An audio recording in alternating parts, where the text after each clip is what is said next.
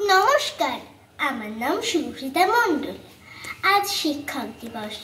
সকল শিক্ষক শিক্ষিকাদের প্রতি আমার বিনম্র শ্রদ্ধা ও প্রণাম জানিয়ে আমার নিবেদন কবি অপূর্ব দত্তের লেখা কবিতা শিক্ষাগুরু।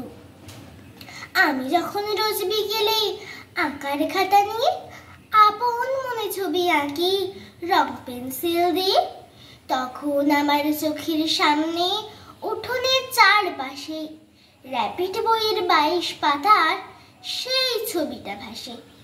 মাথায় সাদা পাখড়ি, চোখে চশমা, মুখে হাসি। বয়সটা ঠিক যায় না বোঝা, 60 কিংবা 80। আঁকার পরে বাবার কাছে তার কথা রোজ শুনি। লেখাপড়ায় তিনি ছিলেন জগৎ সেরা গুণী, যার নামেতে যার কথাতে লুকিয়ে আছে জাদু। তিনিই হলেন সর্বপল্লী রাধাকৃষ্ণন দাদু।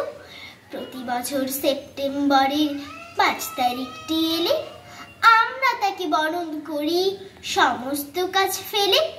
মা বলেছেন তিনিই হলেন শিক্ষকদের গুরু, তাকে প্রণাম করেই আমার সকল কাজের শুরু।